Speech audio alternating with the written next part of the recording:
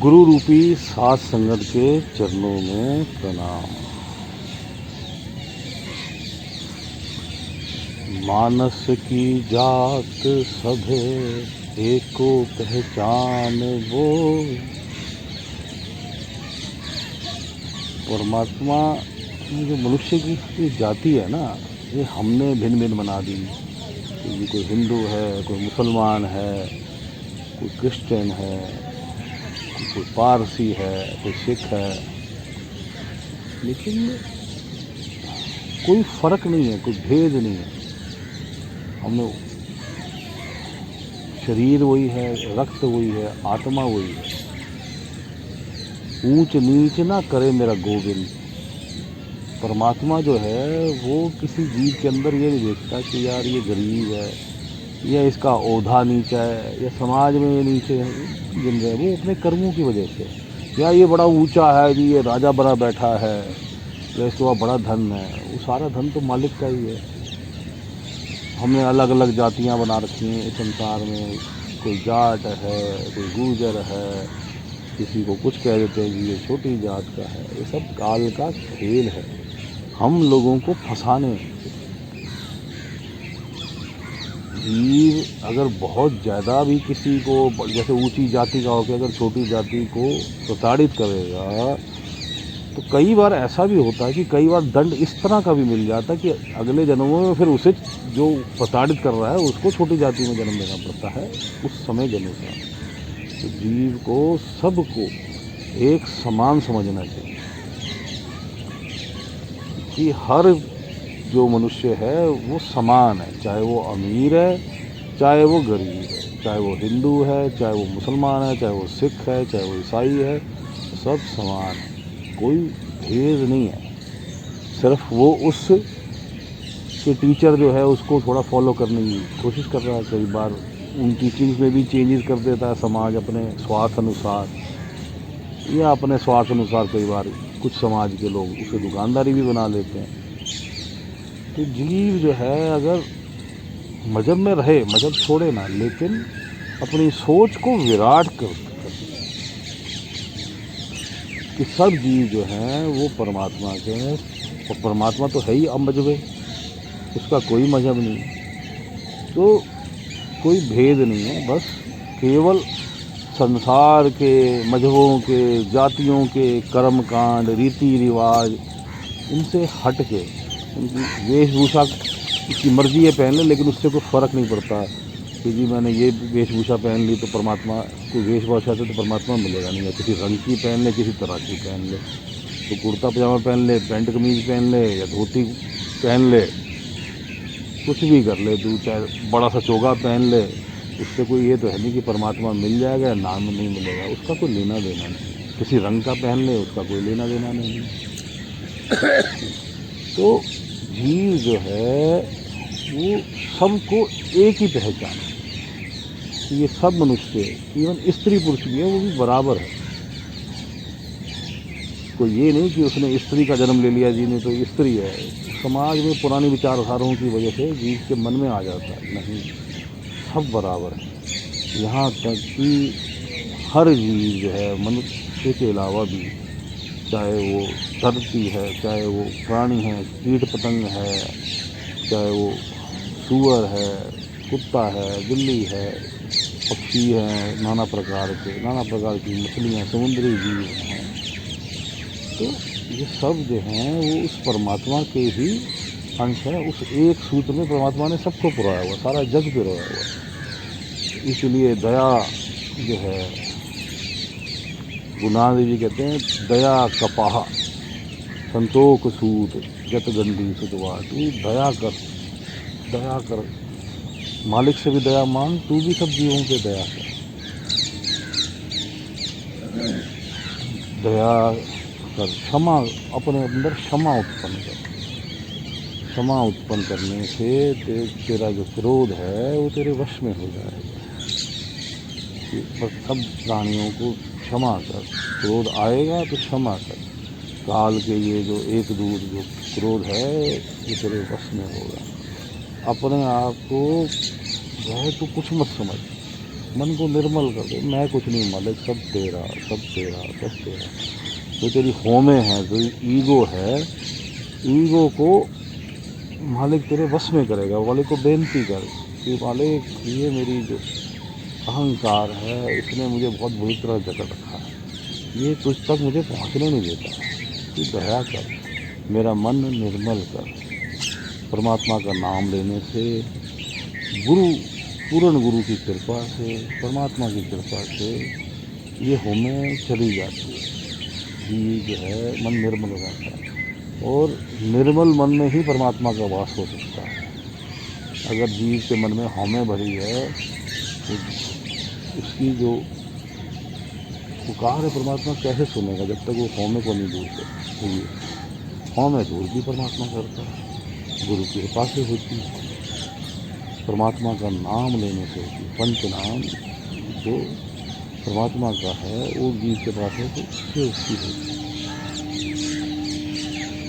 जीव की यात्रा कैसे शुरू होती है? जो आगे की यात्रा है, जब वो आज्ञा चक्र पे ध्यान केंद्रित करता है, किसी पूर्ण गुरु से नाम प्राप्त करता है और उसका नाम का जाप करता है, तो जीव जो है भजन सिमरन की स्थिति में आ जाता है।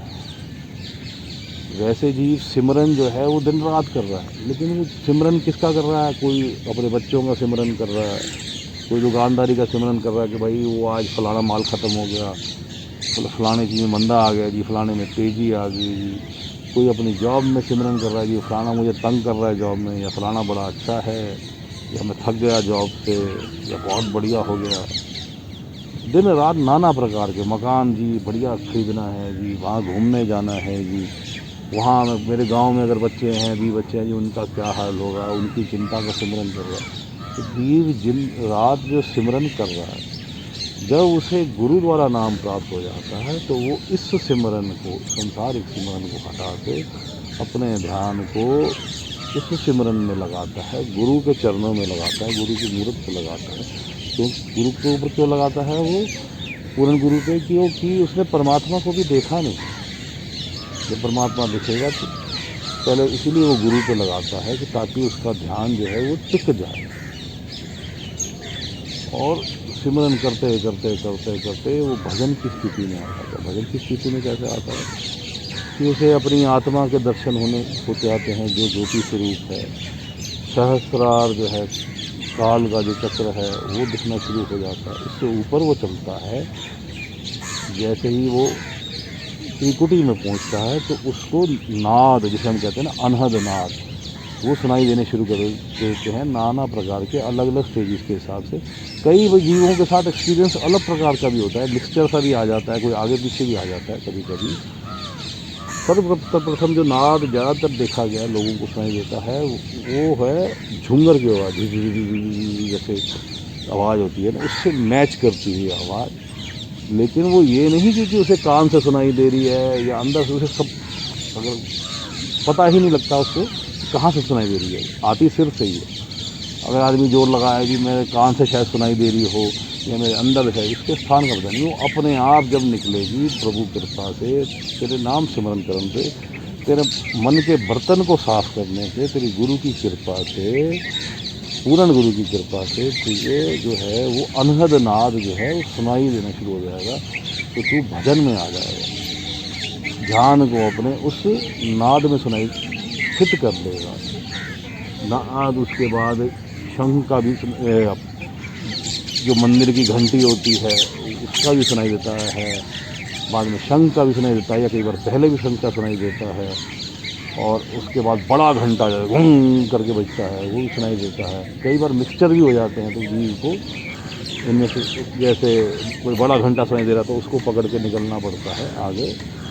और उसके बाद आगे वीणा की आवाज़ और बांसुरी की आवाज़ आगे आगे उसको सुनाई देती है। ये नाद जो है ये थोड़ी सी जो आत्मा को सफाई होनी शुरू हो जाती है, प्रभु के चरणों में लगनी शुरू हो जाती है, तो उसकी जो क्या कहते हैं, सूरत धुन चेला, सूरत समाए शब्द में, आत्मा जो है वो शब्द में समाने के लिए परमात्मा ने हर जीव के अंदर ये नाद दे रखा है। एक तरीके की मैग्नेटिक हो गई, ये आत्मा को खींच के परमात्मा के पास ले जाने का मार्ग है। ये जो शब्द है, शब्द जो रूपी परमात्मा है, उस तक पहुंचाने का ये धुन जो है एक माध्यम है। हर एक जीव में ऐसा नहीं, मतलब मनुष्य रूपी जीव में ऐसा नहीं कि जी ये इस जाति का है या ये इंग्लैंड में रहता है इसके नहीं सुनाई देगी, या ये अमेरिका में रहता है इसके सुनाई नहीं देगी, ऐसा नहीं है। ये हिंदुस्तान वालों को सुनाई देगी, नहीं। सबके अंदर परमात्मा ने वो प्रदान कर रखी है। अगर उस राह पे वो चलता है, परमात्मा की उस पर कृपा हो जाती, नज़र हो जाती है, तो उसको वो धुन सुनाई देती है। धुन जो है उसको परमात्मा तक ले जाती है।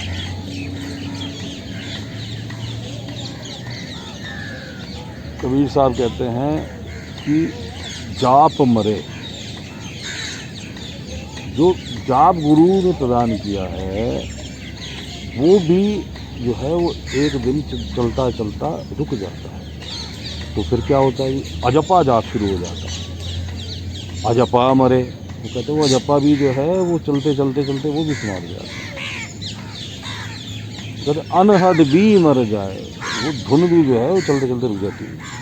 सूरत समाए शब्द में, वाके काल निकट नहीं आए।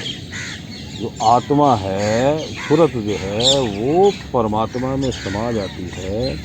राम कबीरा एक भय, कोई न सके पहचाने। आत्मा परमात्मा एक हो जाते हैं तो फिर काल जो है वो निकट नहीं आता, काल लेने नहीं आ सकता, काल को इजाज़त नहीं है। तो ये एक सिस्टम बनाया परमात्मा ने। हम ये सोचते हैं कि परमात्मा के पहुंचने के सैकड़ों मार्ग हैं, एक ही मार्ग है। अनेक संत, अनेक जातियों के उन्होंने परमात्मा को इसी माध्यम से पाया, लेकिन क्योंकि समय अलग था, काल अलग था, भाषा अलग थी, तो इस वजह से जो उन्होंने बोला दूसरे ने दूसरी तरह ले लिया। अगर आप इन महासंतों का, कबीरदास जी, गुरु नानक देव जी, दादू जी, पलटू जी, तुलसी साहब, शिवदयाल जी, बाबा सावन सिंह जी, या आपका बाबा फरीद हो गए, अपना बुल्ले शाह हो गए, नानक शाह, समस्त बरेज, राबिया बसरी, जीसस क्राइस्ट, इन सब की अगर आप मूल बात को गौर से देखेंगे तो आपको पता लगेगा कि ये तो एक ही बात है यार। जीसस क्राइस्ट भी वही कह रहे हैं, गोविंद भी वही कह रहे हैं, गुरु नानक देव भी वही कह रहे हैं, कबीर साहब भी वही कह रहे हैं। बस हल्का हल्का भाषा में, वर्ड्स में फ़र्क आ जाता है। समय काल में उस संत का समझाने का तरीका थोड़ा सा अलग हो जाता है। मार्ग एक ही है। परमात्मा प्रेम से मिलता है, परमात्मा सतगुरु की कृपा से मिलता है, पूर्ण गुरु की मेहर से मिलता है। और परमात्मा जो है मन को साइड में कर दो, मन की इच्छाओं को साइड में करके उस परमात्मा जो आत्मा है वो पति रूपी, पत्नी रूपी सुहागन बन के उसमें ध्यान केंद्रित कर लेती है तो मिलता है परमात्मा, परमात्मा की कृपा से मिलता है। ये लाइन जो है वो करने की नहीं है, लेकिन जीव को फिर भी प्रयत्न करना पड़ता है। परमात्मा की कृपा से मिल जाता है। अगर परमात्मा की नज़र पड़ जाती है, दया हो जाती है, तो परमात्मा उसको मिल जाता है। और जीव अपने इस मूल लक्ष्य को कभी ना छोड़े। अवर काज तेरे किते न काम, मिल साध संगत भज केवल नाम। ये जीव तू अपने जीवन का मूल लक्ष्य बना दे, और है भी लक्ष्य तेरा एक ही।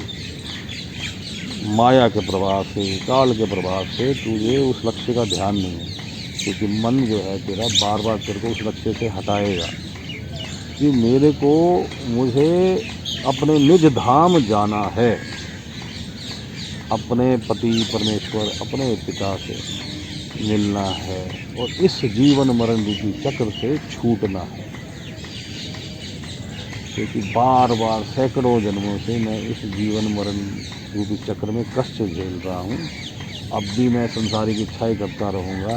उन इच्छाओं का जो भरण पोषण है वो 10, 20, 30 साल जो मेरी उम्र बची है, या किसी की 60, 70, 80 साल बची है, तब तक ही होगा। उसके बाद वो सब बेकार है, किसी काम की नहीं।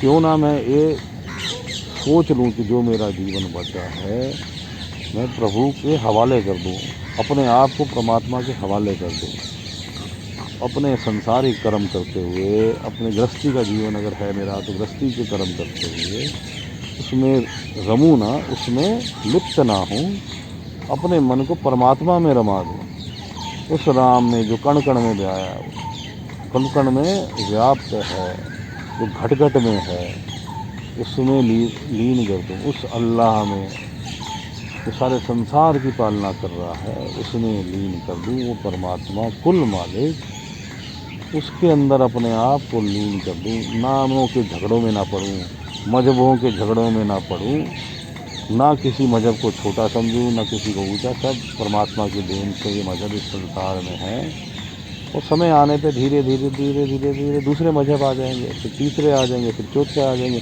कुछ पुराने मजहब जो हैं वो धीरे धीरे धीरे धीरे लुप्त हो जाएंगे। तो ये तो आते जाते हैं ना अपने इन देशों के विचार में जी मैं जी हिंदुस्तानी हूँ तो जी मैं पाकिस्तान से नफरत करूँगा, बांग्लादेश से करूँगा, जी श्रीलंका से करूँगा। नहीं, सब समान है। मैं देश की परमात्मा के लिए देशों की सीमा तो हमने बना रखी है, उसके लिए थोड़ा सीमा है। संत किसी एक देश का नहीं होता, वो सबका होता है। सब देश के नागरिक समान हैं, ना किसी पार्टीबाजी जी हम फला में फलानी पार्टी मेरी अच्छी है। ये काल के फंसावे हैं। तू इन चक्करों में क्यों पड़ रहा है? तू उस परमात्मा में भज ना, तेरी तो एक ही पार्टी है परमात्मा, तू उसी में भज। ये संसार की पार्टियाँ आएंगी, तुझे लुभाएंगी और आपस में झगड़े कराती जाएंगी या कुछ भी करेंगी। अपने उन्होंने अपना काम करना, उनको करने दे। संसार में नाना प्रकार के अत्याचारी राजा आए और अब भी चल रहे हैं। ना कभी युद्ध समाप्त हुए, ना कभी युद्ध समाप्त होंगे। वो यहाँ नहीं हो रहा तो कहीं और हो रहा है। अभी आज यूक्रेन में हो रहा है, कहीं और जगह में हो रहा है, कई कंट्रीज़ के अंदर आपस में ही ग्रुप भिड़ रहे हैं। तो ये तो चलता रहा। पहले भी क्या नहीं हुआ, पहले भी ऐसे ऐसे राजा है जिन्होंने कई शहर के शहर ख़त्म कर दिए। चंगेज़ खान आया, उसने तबाही मचा दी। बाबर जब आए, हिंदुस्तान में चढ़ाई की, उसने दुनिया की दुनिया मार दी। ये तो चलता रहेगा। तू इस सुख की कामना मत कर। तू सोच रहा है कि आज मैं बड़ा सुखी हूँ, कल का कोई पता नहीं, चल यहाँ भी कोई और राजा चढ़ाई करते, या कोई प्राणी कहीं और रह रहा है तो कुछ पता नहीं कब कौन कर दे। तो हे जीव, तू इस समय को गवा मत। ये तुझे हीरे जैसा जन्म मिला है और हीरे जैसा ही ये युग मिला है, क्योंकि इस युग में वरदान प्राप्त है। इसमें तू नाम लेके बहुत जल्दी पहुंच जाएगा परमात्मा के पास। पुराने युगों में ऐसा वरदान नहीं था। तो तू परमात्मा का सच्चा नाम ले, पंचमुखी, तू उसकी आराधना कर, गुरु की कामना कर, पूर्ण गुरु की कामना कर, और तू नाम लेके निकल। इस मौके को मत गवा। और अगर कभी बाई चांस तू रह भी गया तो भाई ये जो कमाई तूने कर रखी है ये सच्ची कमाई है। ये संसारिक कमाई की तरह नहीं कि ख़त्म हो जाती है, ये खर्च नहीं होती। तुझे अगले जन्म में या कुछ आगे के जन्म में परमात्मा वहीं से दोबारा से इसी लाइन में डाल देगा जहाँ से तूने इस जन्म में प्राण त्यागे। तो तेरी ये वेश नहीं जाएगी। तो ये मत सोच कि भाई मैंने नाम लिया और मुझे मुक्ति नहीं मिली। तो गुरु तेरी कृपा जो है, अगर तूने गुरु का लड़ पकड़ लिया, पूर्ण गुरु का, तो वो 2-4 जन्म में या अगले ही जन्म में तुझे परमात्मा से मिलवा ही देगा। तो तू ये कमाई जो है ना, ये ऐसी कमाई है कि ये वेस्ट नहीं जाती। तो तू खर्च भी करता रहेगा तो ये खर्च फिर समाप्त नहीं होती। इसलिए परमात्मा की याद की कमाई कर, परमात्मा के नाम की कमाई कर, उसको बार बार अपने हृदय में ख्वाहिश कर कि परमात्मा मुझे मिल जाए, मेरी ये संसार की इच्छाएं हट जाए, मैं परमात्मा के मार्ग पर चलूँ। कोई मुझे ऐसा संत मिल जाए जिसके साथ में लग के, जैसे पारस जो है लोहे को सोना बना देता है, मुझे भी वो सोना बना दे। कोई मुझे ऐसे संत जनों से मिला दे, ब्रह्म ज्ञानियों से मिला दे, भक्तों से मिला दे, साधुओं से मिला दे, जो परमात्मा का नाम ले रहे हैं। ताकि मैं भी वैसा ही बन जाऊं। क्योंकि इनकी संगत करने से मेरे हृदय में भी परमात्मा का वास हो जाएगा। मेरे भी मन की जो करोड़ों जन्मों से, लाखों जन्मों से मेरे मन में जो मैल भरी हुई है मन द्वारा, ये उस गुरु की कृपा से, पूर्ण गुरु की कृपा से, परमात्मा की कृपा से ये छट जाए, हट जाए और मेरा मन पवित्र हो जाए। मैं भी हर हर हर करता रहूं, परमात्मा परमात्मा, हरि हरि हरि हरि। हरि का भजन जो है वो ही सुखदाई, परमात्मा का भजन ही सुखदाई है, मालिक का भजन सुखदाई है। मैं उस परमात्मा पे अपने आप को निछावर कर दूं, एक पतिव्रता स्त्री की तरह मुझ पे वो मालिक दया करे, दया करे, दया करे, मेरे अंदर प्रेम उत्पन्न करे, इसी की कृपा से प्रेम उत्पन्न। मैं हर प्राणी से प्रेम करूं, क्योंकि हर प्राणी परमात्मा का है। अपनी विचारधारा को इतना विराट बना लूं, ये छोटी छोटी जातियों की विचारधारा, मजहबों की जाति विचारधारा, कंट्री, ये मेरी कंट्री या मेरे प्रदेश जी, ये मैं इस प्रदेश का हूँ जी, हम प्रदेश वाले इसके हैं, इससे उठा के अपने आप को उस विराट की विचारधारा में जोड़ूं। वो मुझ पे दया करे, मैं कुछ नहीं हूँ, मेरा मन निर्मल हो जाए। दया करे मेरे सतगुरु साहेब कि मेरा मन निर्मल हो जाए। अब हम परमात्मा का ध्यान आज्ञा चक्र में, थर्ड आई सेंटर में पीछे बैठ कर परमात्मा को बेनती करते हैं कि परमात्मा सबका भला कर, सबका भला कर। किसी के प्रति मुझे ना ईर्ष्या हो, ना द्वेष हो। परमात्मा निर्वैर है, वो किसी से वैर नहीं रखता, मैं भी किसी से वैर ना रखूं। तो परमात्मा मैं सबका भला मांगूँ, सबका भला मांगूँ, मुझ पर तू दया कर और तू मुझ पर भी कृपा कर। तुझे अच्छा लगे तो मुझे भी जो है तू अपने दर्शन दे। मेरे मन में केवल एक ही आशा रह जाए कि भाई तेरे दर्शन कर, तू दया कर, दया कर। हम अपने आप को आज्ञा चक्र के पीछे करके थर्ड आई सेंटर में दिखाते हैं और खुद को कुछ नहीं समझते, सब कुछ मालिक है, तू ही तू है, तू ही तू, तू ही तू, तू ही तू, तू ही तू। उसका ध्यान करते हैं। गुरु अगर हमें पूर्ण गुरु प्राप्त है तो उस पूर्ण गुरु का ध्यान करते हैं, और नाम अगर हमें प्राप्त है तो हम उस नाम का सिमरन करते हैं। बैठते हैं।